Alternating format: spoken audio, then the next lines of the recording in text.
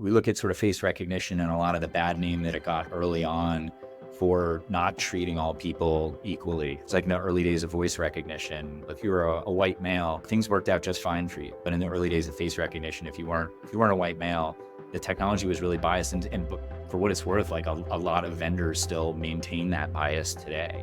We spend a tremendous amount of time and focus on making sure that the technology is as fair as it can possibly be, and will never really be done there because we can always improve.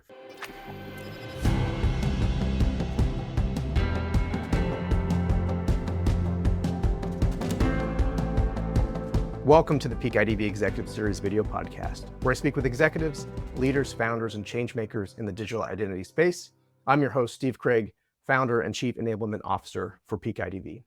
For our audience, this is a video first series, so if you're enjoying the audio version, please check out the full video recording on executiveseries.peakidv.com, where you can watch the full episode, read the transcript, and access any of the resources or links that we discussed in today's conversation.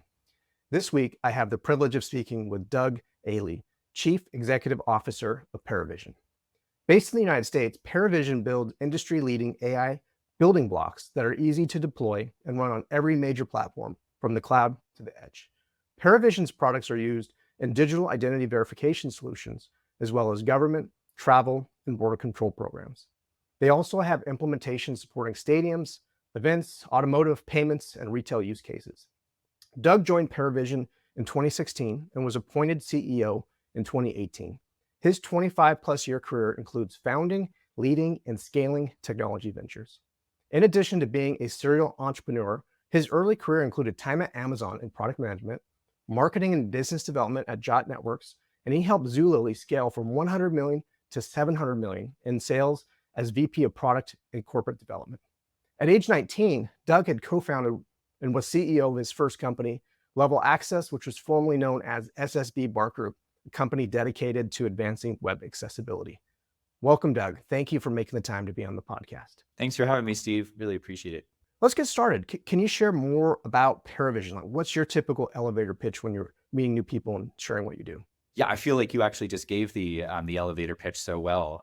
But yeah, we're a company that tries to and thinks we, at least at this point, lead the world in providing AI building blocks for identity verification and authentication. Probably best known for face recognition and related technologies like liveness detection, deepfake detection, age estimation. We take a sort of Intel Inside type approach to our business model. Kind of letting our partners lead the way from an actual end solution provider perspective. So we're laser focused on research and making sure that all of the AI models that we create are fair and accurate and quite frankly, like super flexible from a deployment perspective. And so we think of ourselves kind of in that vein. Our view is that sort of face recognition as a passive biometric or a relatively passive biometric is applicable to kind of the entire world of authentication, whether digital or physical. And so you'll find our technologies in everything from identity verification, which you're very familiar with, all the way through to kind of stadiums and events, border control, even cars. Can you share more about your team? I understand HQ for you is in San Francisco. Where are your employees based? Yeah, so we have a headquarters in San Francisco. I would say probably about a third of our employees are in the Bay Area, but we also have a pretty substantial presence in Canada, in the sort of Toronto metropolitan area, as well as in Vancouver. And then some folks on the East Coast in the United States, and then our head of public sector and international is in the UK, and it's actually a pretty amazing group of people. I would say I think now the average tenure, we've only been around for 6 years, and the average tenure on the team is 5+ years at this point. And so we've kept the team, I think, purposefully pretty small and nimble and focused on research, but a pretty special group of people. At this point, we do describe ourselves as a team and not a family, and primarily so that we can use sports metaphors like throwing no-look passes to each other. And that's the way that operates every day. Like, work with a lot of teams, and incredibly blessed to say that this is the one that that has just gelled the best for the longest. You mentioned that you support global use cases. Are there particular geographic markets that you have more implementations or more customers, partners? Yeah, I mean, I would say, as a U.S. company, I would say a lot of the implementations that we have are with large U.S. multinationals. So we tend to serve a lot of rather large companies. But outside of the U.S., a ton of implementations in Europe, especially on the travel and border side, and APAC increasingly. We've had customers in Japan for years, but now have customers in Australia and Singapore and elsewhere in APAC, in India. And I would say sort of increasingly, we're starting to see a groundswell in Latin America and in the Middle East. So we serve with a relatively small team. We serve a global group of partners. I would still say about 70% of our business is outside of the U.S. from an actual deployment perspective, but probably more like 50 or 60% from companies and partners we support tend to be headquartered in either the U.S. or Europe. It's good. That's good background.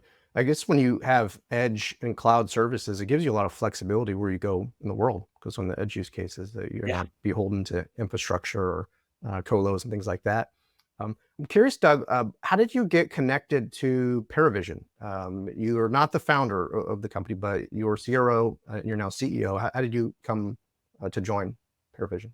Yeah, I would say all of us early folks at Paravision proper, and I can get into this, kind of feel like founders, but not technically founders. So two gentlemen named Jack Abraham and Andrew Dudum, who were founders at Atomic, which is a venture studio, actually founded the corporate entity way back in 2013.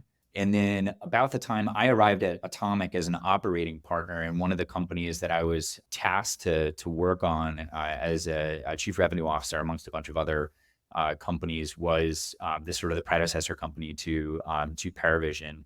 In about probably a year and a half in, the board and the management team I kind of figured that company, which is a photo and video storage business, wasn't going to reach venture scale. And they asked me to lead a pivot as the CEO of the new company. Jack is still the sort of the managing director at Atomic. Andrew's gone on. He went on to found Hims and Hers, which is a sort of large kind of telehealth company, public company, very successful. And we still sort of great touch with both. Atomic's still heavily involved. Before we go deeper into Paravision, this is Executive Series. So I like to go into origin stories of individuals. And I went down deep into your LinkedIn profile. I see your Stanford undergrad, Harvard MBA. That's like a super impressive combo. I'm curious, are you from California originally? Like, what's your background? No, actually, with my delicate pallor, I'm surprised I'm still here in California. Too pale to live here. I grew up in a small town in Booth Bay Harbor, Maine, and kind of between Maine and New Hampshire. My dad lived in New Hampshire, and that's where we kind of started, and then moved over to Maine after my parents separated, and kind of did junior high through high school in Booth Bay, which is a pretty beautiful place to grow up. And then my brother, one of my brothers, I have 7 siblings between the sort of the 4 that are direct siblings, and then 3 that are step siblings. One of my brothers moved to the West Coast, kind of the early .com, actually even pre.com days. So back kind of Shiva and Avatar and digital equipment company type days. And he moved to the West Coast to be an entrepreneur. His twin stayed on the East Coast, also an entrepreneur. And now they've co-founded a company together for the second or third time. And then my sister, Kara, who was a Division I athlete, at one point, I think ranked 21st in the world, 21st in the nation. In the kind of 3-mile creature cross country, got a full ride to Stanford. But back in the day, kind of pre-digital, she would send me photographs at the campus, and I'm like, that seems pretty nice. So I applied kind of sight unseen, and early decision. And I like to say geographical distribution got me in. I don't think there were that many kids applying from Maine. So, very fortunate to end up there because that kind of jump-started my career, kind of from that point forward, the people that I met and some of the experiences that I had. And actually, quite frankly, just being in the heart of Silicon Valley. So it's a great backstory. And once you get to California, sometimes it is hard to get to other places. It's very, very beautiful. I haven't been to the area you speak of in Maine, but that's a great backstory. But then I see, kind of reading through the background you have in some of the bios out on the internet, that you were at Stanford. You must have been like a sophomore or a junior. You decided to drop out and you start SSB BART Group with Tim Springer. Like, could you share more about deciding to, maybe you got the .com fever, you're like, hey, I'm going to start a company and follow in Bill Gates' shoes and drop out. Like, how did all that come together? I wish it was quite the same sort of like endpoint that Bill and Mark got to. But it's kind of like, the thing to do at the time. We had several friends that had stopped out of school. They call it stopping out at Stanford because they do want to get you back and get your money, but in the best way. But it's a really super flexible program. And I had told my parents, I'm like, listen, I'm gonna stop out now. I promise I'll get my degree. And I think at the time it was me, Tim Springer, Kevin Goff, who went on to Google, and actually incidentally Okta, sort of very relevant to our sort of conversation here. He ran, he was director of product marketing in Okta, and then a guy named Ethan Kurzweil, who went to Bessemer Venture Partners, and all of us still great friends to this day. Actually, Kevin just moved like basically 2 miles from me up here, and Tim's down in Southern California now. So yeah, so like great group of friends that kind of started that, and with Tim and I were the first to. I think I was the first to drop out at the kind of middle of our junior year.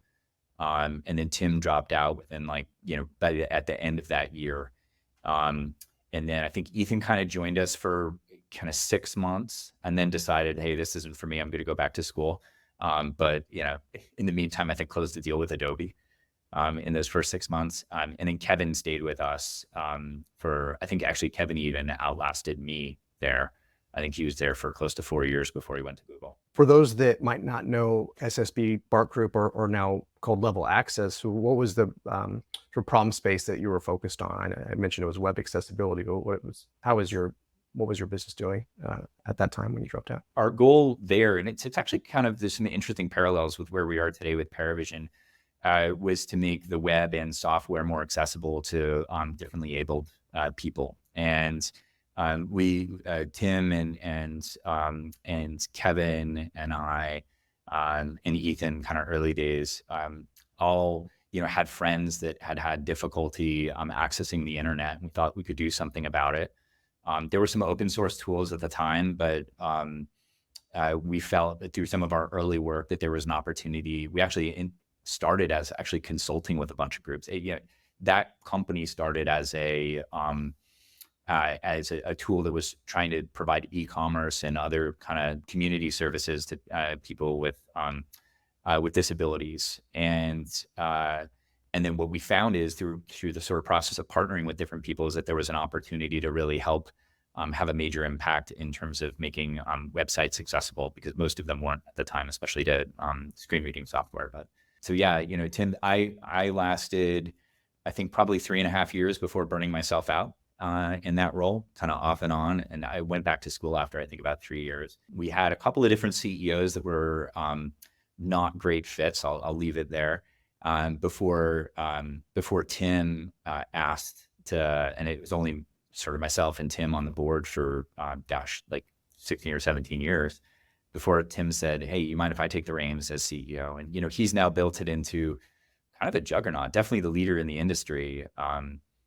We sold collectively to a private equity group called JMI back in, I think it's like kind of 2017-ish. And I dropped off the board at that time, but I think Tim's grown the business 4 or 5x since then, and just had really just a great example of having a double bottom line. And, we use that in how we sort of think about, we look at sort of face recognition and a lot of the bad name that it got early on for not treating all people equally. It's like in the early days of voice recognition. If you were a white male, things worked out just fine for you. But in the early days of face recognition, if you weren't a white male, the technology was really biased. And for what it's worth, like a lot of vendors still maintain that bias today. We spend a tremendous amount of time and focus on making sure that that the technology is as fair as it can possibly be, and will never really be done there, because we can always improve. It's a really good point. When people think about bias in algorithms, they think about how the data is trained, but even for SSB Bar Group, there's bias in how you build user interfaces and how you build web experiences. And when I was researching your background for this episode, I made the connection to SSB Bar Group, and I recalled that in 2015, I used a service. I was working at one of my first identity verification jobs, and we used it for our software development kit to improve accessibility. It was a vision-oriented experience, so the talk-to-text feature and supporting those that might have tremors or other physical ailments that made it difficult to use. So that's very cool. So you ended up going back to school. You graduate.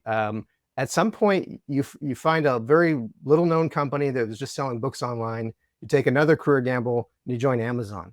I'd love to just touch there briefly before you jump back into Paravision about that joining that company and what you're working on, and how it might have influenced how you lead as an executive. Yeah. So Amazon was kind of was interesting, and I don't know how much of a gamble it was. It was 2003, so it was past the Amazon.bomb era, and but what I knew of the company, I knew. I basically said, like, listen, the next step that I want to take, I want to learn how to do this right. We made so many mistakes. I mean, it's like 19 to 22. You make all the mistakes. They're great mistakes. They kind of lead you to, and there's so many awesome stories from that period of time that are sort of like deeply embedded in my DNA now. But, Amazon taught me how important it was to have a very, very sort of clearly defined culture.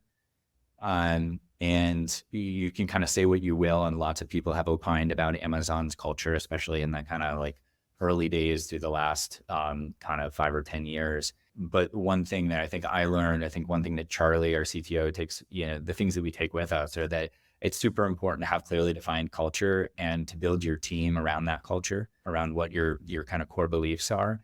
And then when you do that, you can create magic, and they've certainly captured lightning in a bottle. And I was super fortunate to have some awesome mentors early on. Back in that day, I was there for 6 months prior to going to business school, and then basically worked all the way through business school while at business school to kind of fund my way. At the time, they sort of paired you up with different mentors if you were at business school. They did the same thing for the computer science folks that were going through their master's programs there.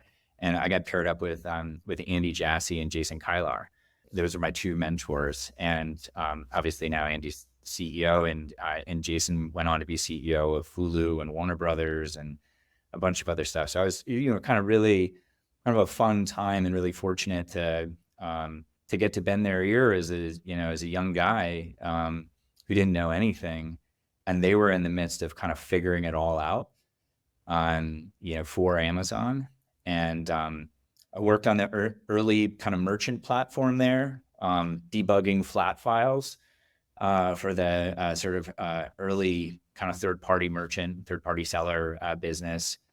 Went on to launch what is now Prime Video, but at the time was Amazon Video Downloads, as the lead PM on that, and worked for a bunch of great leaders there. Then my mom passed away, needed a little catharsis.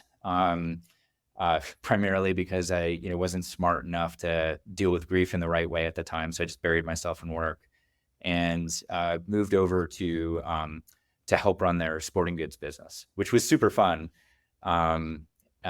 Incidentally, met the guy that invented the perfect push-up, who is now a parishioner at my church. And so I see him all the time. He was one of my first merchants. And so helped them launch Fulfillment by Amazon there. Actually, Perfect Push-Up was one of the first products on that. And so, yeah, just super fun. A lot of hard lessons learned, but the biggest one was definitely, sort of clarity of culture and hiring just absolutely the best people. Jeff Bezos used to say, he's like, A players hire A players, B players hire C players.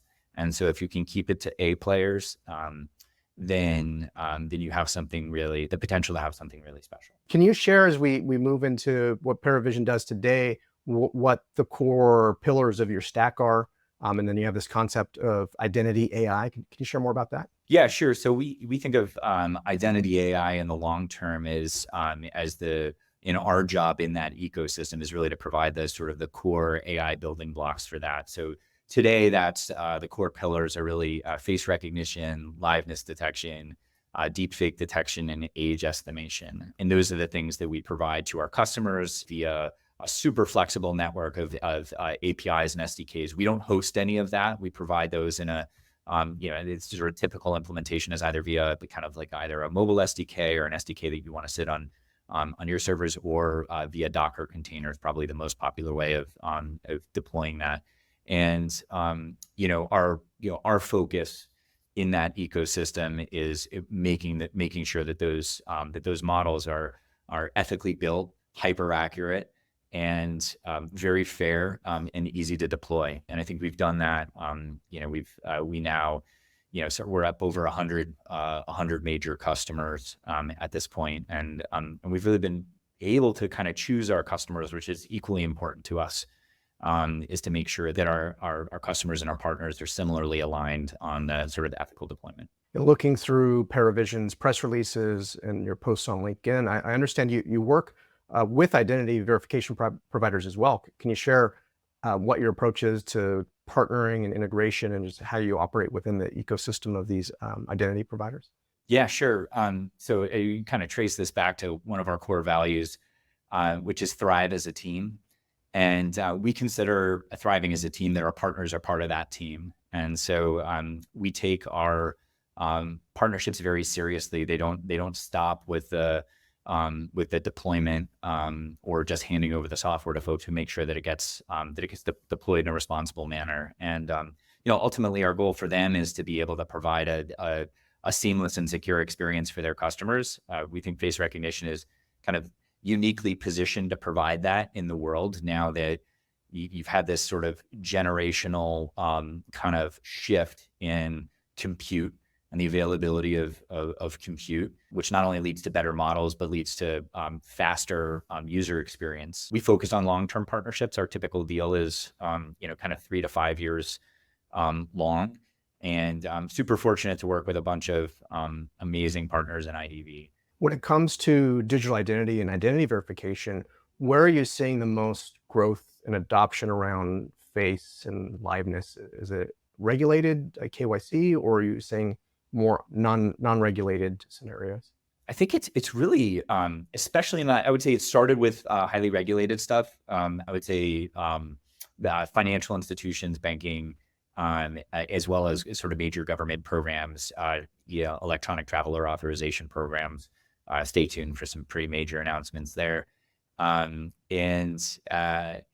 But what I would say is it's definitely migrated, and our partners kind of lead the way there. It's migrated to everything from kind of gig economy, onboarding and enrolling people in the gig economy, to online gaming, other kind of either age or identity restricted areas. So I think health identity actually is a huge one that's coming on board. Payments. It's really interesting to see the kind of real shift in the last year and a half from more kind of places where facial recognition was more traditionally accepted. And there's been this kind of, now that all the building blocks are in place, you kind of have this opportunity for sort of an explosion of new use cases.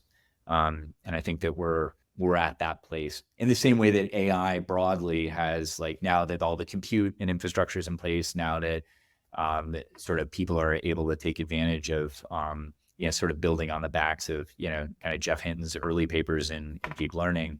When I meet practitioners or buyers of these technologies, one of the first things they start to focus on is match rates on the verification process, facial recognition itself. But one of the pillars you mentioned, the liveness detection, deepfake detection, really ensuring that the person who's in front of the camera is a real person, beyond just do they match, but is it a person? Is it a presentation tag? Is it a spoof?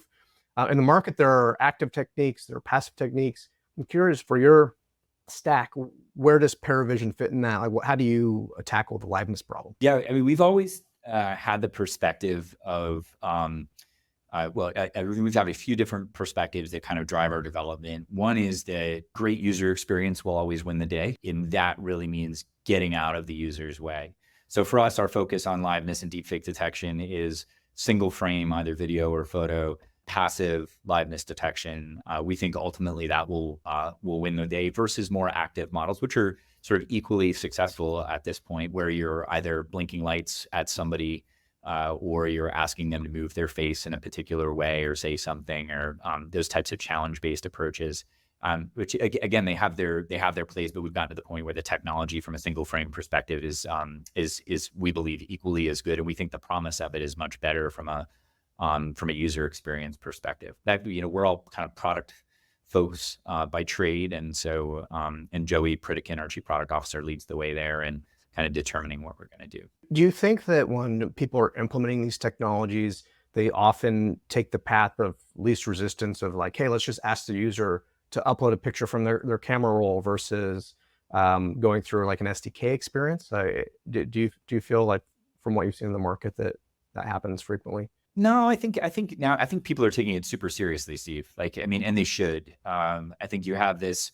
We're not quite at the point. I think the kind of there are a bunch of people that are with the sort of the ease of building deep fakes now, or like, oh, there was a 3,000% increase in deep fakes year over year. It's like, yeah, that's because there weren't that many deep fakes last year. The tools weren't quite, kind of ready yet. That being said, I don't think, I think the fear is right, because the technology is improving so quickly that that making sure that you're putting robust sort of barriers in place, the right amount of friction and the right barriers in place to people to kind of dissuade them from doing that. The thing we know from history, right, is that hackers are going to hack, and they're going to try to find a way in always. And companies like us, our job is to make sure that that doesn't happen, and our customers demand it, and they're being, for the most part, really smart about it. If they're not, they're not our customers.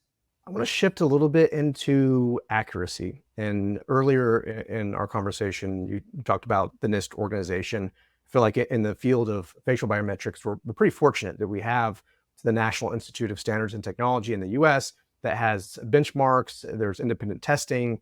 What do you think are some of the key benefits of just having this within the industry, just having an industry benchmark?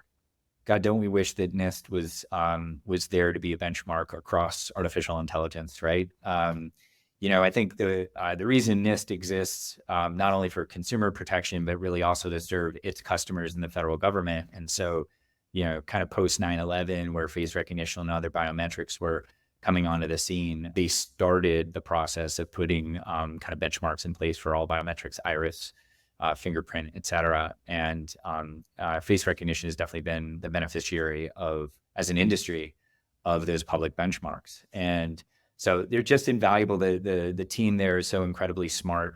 They're I would say the smartest thing that they do is being completely objective, no favoritism by country or by company. And they produce these, beautiful 300-page reports that not only act as a kind of a way to publicly benchmark for customers that are trying to choose a vendor, but really they're an invaluable resource for us as a development team. We pore over those reports to find where there are opportunities to improve, and we've basically just said that NIST is and the accuracy that it helps us enable is kind of our North Star. Are there any areas of independent testing where you feel like we're still falling short, whether it be in efficacy or performance, inclusivity? Any specifics where we've got still some work to do? Yeah, I mean, the sort of PAD, so we still don't have a deepfake benchmark. That's, again, objective third-party deepfake benchmark. We have PAD benchmarks, both at NIST and IBETA and other places. We think those are super valuable. Always, our focus internally is always on across-the-board demographic performance. We recently launched a white paper kind of showcasing the results of some of that focus. So I would say, like, the places where I would love to see continued just improvement in investment is number one, always in demographic performance. Demographic performance, by the way, often gets shorthanded to race, but it's really the intersection of, age, skin tone, gender, those tuples across a range of different environmental factors and capture factors. And so when we think about demographic performance, we think about it across that entire spectrum, and have an internal philosophy. If it doesn't work for everyone, it doesn't work for anyone. And that keeps our team going. I would also say that, people, the way that NIST is used as a marketing vehicle, sometimes it can be a little disconcerting when people aren't providing all of the data for people to make independent decisions. But they just focus on the kind of one area where they did well in. And then there's some kind of subtext there. So I think anytime you enable something like that, you've got the people that are going to try to take advantage of it in different ways. And I think NIST has properly stayed out of the fray there. I do think that there probably should be minimum bars for deployment. I would love to see NIST or some other organization say, hey, listen, this is the bar you have to hit. Anything below that, you really don't apply. That I think would push the industry to have more people kind of performing at the top before you see the kind of dramatic drop off in performance. You've mentioned a few times AI and artificial intelligence and the work we have to do there. I want to segue a little bit deeper into the technicals. And when I think about this space, computer vision techniques, especially the classical ones, where they're geographic matching or geometric matching, those have been around for decades, right? And some of those early algorithms were why we had a bad rap sometimes on face verification or face recognition, because they weren't very accurate. But we've seen explosive advancements in machine learning and data set availability. There's potential for all this synthetic data creation. But then just in the last few years, there's been this tech industry land grab on data. There's been a lot of press about OpenAI and what they may have used in YouTube or on the web that they shouldn't have. And one of the really cool things in looking at your website that I found is you have a statement around AI principles. And I'm going to read one. We believe in AI that is both ethically trained and consciously sold. Can you share more about this particular set of principles and how they influence the company culture that you've referenced earlier? Yeah, I mean, they're everything to us. So we, first of all, unlike, actually I want to sort of mention sort of other folks that have similar principles. We make our employees sign those principles every year. It's a sort of continued commitment to sort of stepping into the fray. We've operationalized those principles across the board. So when you think about ethical training, first and foremost, you want to make sure that the technology that you're creating is fair. So making sure that it works for the entirety of the world. But you also want to make sure that the way that the data that you collect in order to train your models is fair and with proper consents in place. And I think we're one of the few companies globally, we're not the only one, that really believes in ethical data collection. And we do that by, we have a bunch of partners globally, photographers and videographers that we send scripts. They go and recruit people to come in and take their photos, their full biometric consent there. People understand what they're signing up for, that they're signing up to improve face recognition models through training. We don't save any of those identities related to it. So it's effectively like anonymous data, but individuals, in our systems. And so I think that's been really a focus for the last 5 years. We're going to be in a place where, open source data is no longer acceptable to use. People are going to have to sign up and commit to that. And so we think we've set great foundation in place to be kind of one of the leaders there.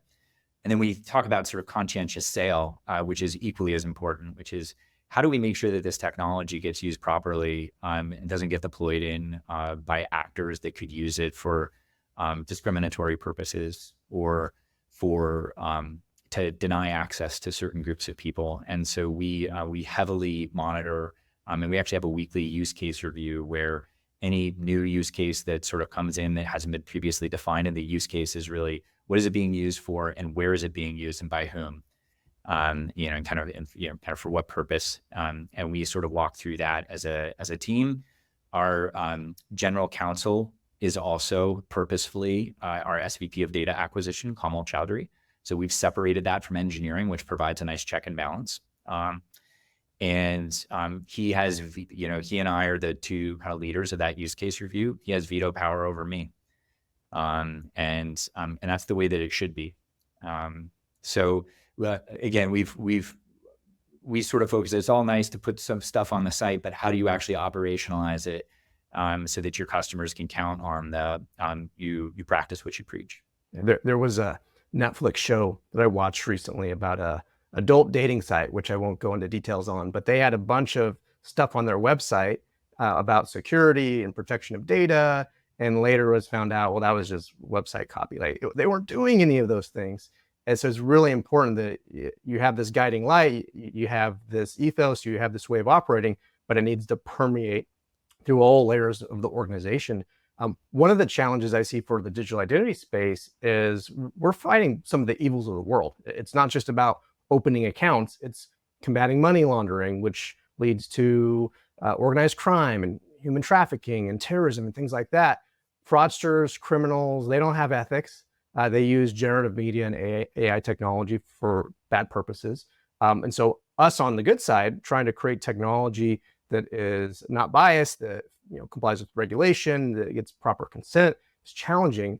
As an ecosystem, what can be done for us to fight back? Like, how do you think about kind of the bigger picture world problems that you're solving? Yeah, I mean, I'd say a couple of things. So first of all, fraudsters and hackers have existed since the dawn of humanity. Like we're not getting away from those people existing, right? And at the same time, you have to do everything in your power to keep them out, to not let that be an excuse, right? And so from our standpoint, you have to do a couple of things. Number one, create really, really robust technology out of the gates that is that covers all of the things that you know. Right. And then the real question is like, okay, what about the things you don't know? The approaches that people aren't going to take. And I would say there's two things there that are really, really helpful as strategies. One is red teaming. So having teams outside your organization that you pay to attack your systems. I think that's something that frequently people don't spend enough time on. So it's like you've got benchmarking, internal benchmarking before you release something, external benchmarking before you actually release it to production. So that's what the role that NIST plays. And then you've got red teaming, where people are consistently attacking, trying to come up with new ways to beat your system and your technologies. And it's something that that I think the industry needs to do a better job at. And then the other thing, and probably the most important thing, and I think the thing that we really pride ourselves on is, like, listen, at the end of the day, let's say you've got 1,000 different tools, like software packages that can create deepfakes at this point. You want to be red teaming with all those different tools because those are likely the tools that the hackers are going to use. But you also want to take it back a layer from a sophistication perspective and actually look at the research that's being used to generate those tools, right? And if you start at the research layer, the great thing about the AI, industry or community is that there's a lot of sharing of research, and that research gets ultimately embedded in these tools. And so if you start at the research layer and say, what's going to be used at that level to attack the system, then you can effectively sort off. You don't have to deal with 1,000 things. You're dealing with the a more confined group of kind of papers that you need to look at. We do both, but I would say the integration of not only our primary research, but also secondary research that comes out in the community, your ability to sort of ingest that and make it a part of your products as quickly as possible is kind of the order of the day. We're fortunate to also have, in addition to the stuff that we provide to our partners that are consistently, back in my e-commerce days, we used to call it secret shopper, right? You're going around to your sort of competitors and seeing what they're doing. It just takes a really curious mind to continue to attack. That's what we have. Another thing internally, one of our core values is celebrate curiosity. And so, and productive failure. And, the thing that we try to do over and over again is just not assume that we're the best. And I think if you start with that, whatever you say from a marketing perspective is one thing, but if you have enough humility internally to say, hey, I don't know everything, I'm going to keep attacking, keep asking questions, then you're going to end up in a really good spot. Well, the concept of a secret shopper, we're in a free market economy. There's competitors in the space. fraudsters, they don't often think of themselves as competitors. They freely share ways that they've hacked into services or how they've exploited an identity workflow. And so I think it's important that there be that sharing in that community. It's part of why I do Peak IDV to help share knowledge. I want to switch onto the positive side because there's a lot of doom and gloom about deep fakes and these attacks.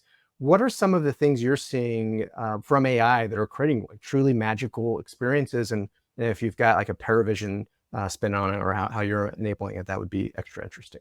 Yeah, I gotta say broadly AI, and we use a lot of AI internally as well. It's like the concept of minimum viable product, I now think of as minimum viable team. How can you create a group of people that you trust inherently and give them the tools to be every one of them be a 10Xer? And so we use experimenting with a lot of artificial intelligence internally just to make ourselves more productive. And I think we're on the cusp of a real productivity boom that's driven by smart use and calculated use of some of the generative models that exist now. And we're seeing that productivity on our own team. So I can only imagine what it'll do for much larger companies and teams. And obviously the flip side of that is, okay, that ultimately means that companies aren't necessarily growing headcount as quickly or they're shedding headcount.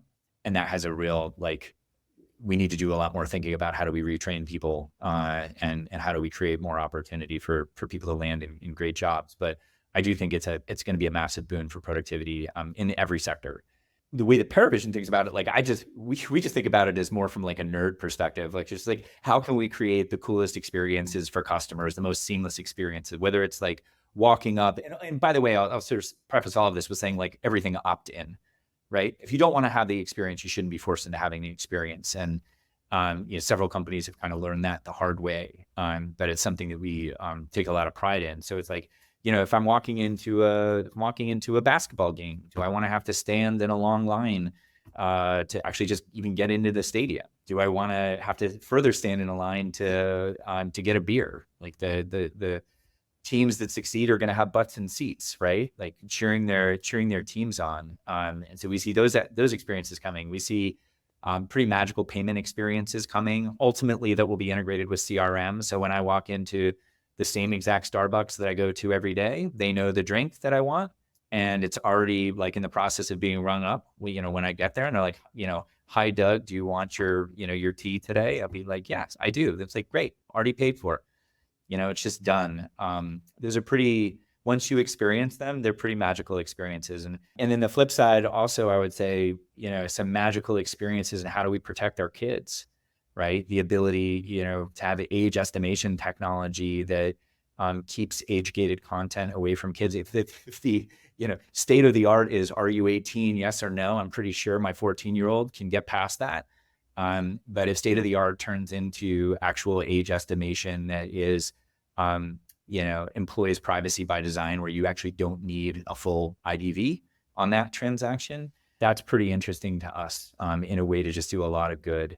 So, I think for us, we get really, really excited about the good that we can do in the world and the making services kind of more freely accessible to anybody.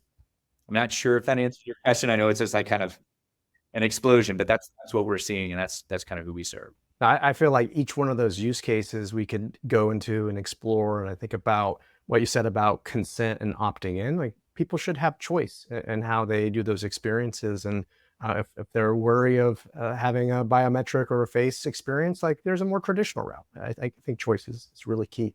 But we're running close on time. We're going to wrap up here in just a moment. If you've seen any of these episodes of Executive Series, I like to go just a few steps beyond the profile. So I went from your profile on LinkedIn to your X profile, and I see you're a lover of travel and music. So I'm curious about what places do you like to travel to, and what are some of your favorite musical genres? Yeah, first of all, I don't think I've actually really contributed meaningfully to X in years. So I'm surprised that all those things remain true. On the travel side, it's a little bit actually kind of boring. I'll say the places where I've spent a lot of time, where I live currently, Marin County, Seattle, Washington, where I spent 10 years kind of raising my kids and growing my career. and then where I grew up in Booth Bay Harbor, are still kind of three of the most magical places. My dad gave me some advice a long time ago, which is like, find the place that you want to live and make a life there, that everything else will follow. And I truly believe that. And then outside of this country and those places, Stockholm is probably one of my favorite cities in the world. It's a really great job of blending modernity with their history. And I proposed to my wife at the top of Mount Kilimanjaro in Tanzania. And so that holds a kind of special place in my heart too. So it's not one place. I don't think I could pick one place, but those are the top spots. Very cool. And musical preferences for those spots? I probably similarly have a hard time choosing. If I had to choose, most people who know me would probably say like I spend way too much time listening to like kind of singer-songwriter stuff from the 70s. James Taylor is probably my favorite artist, bar none. More on the rock side, Dire Straits. And then kind of more recently, folks like Leif Vollebeck and Ben Rector and Francis and the Lights. And I love all genres of music, probably with the exception of heavy metal. Sorry to any heavy metal fans out there, but that has its place too. Yeah. Usually in like kind of warm up for your teams when you're playing basketball or something like that. But yeah, I love music. I actually think I frequently describe our team as a jazz ensemble as well, not just using a sports analogy. And I love jazz for the reason that everybody shines at their point in time and they come together to create pretty beautiful music holistically. But you kind of pass the ball in a similar way. The musical genre question is always tough because it depends on the mood, depends on the place, what you're doing. Are you driving? Are you at an event, et cetera? So that's great background. Well, we're going to wrap up for today. I'm curious, for those that are watching this or listening to this, what type of conversations would you be interested in having from the audience or the market? I think your question about data is probably the most important question right now, which is kind of who's ready for that. Who's been consistently collecting data in the right way with proper consents in place.